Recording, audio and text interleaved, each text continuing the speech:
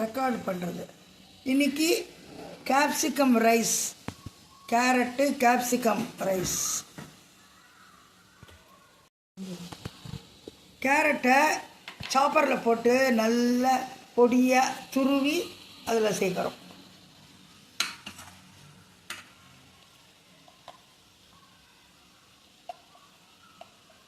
இதெல்லாம் ஹெல்த்தியான ஒரு டிஃபன் பாக்ஸ் லஞ்ச்.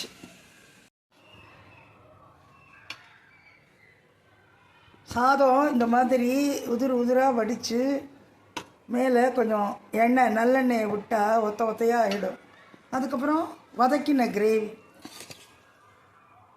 இந்த கிரேவியையும் அதோடு சேர்த்து கலந்தால் சூப்பரான கேரட் கேப்சிகம் ரைஸ் ரெடி.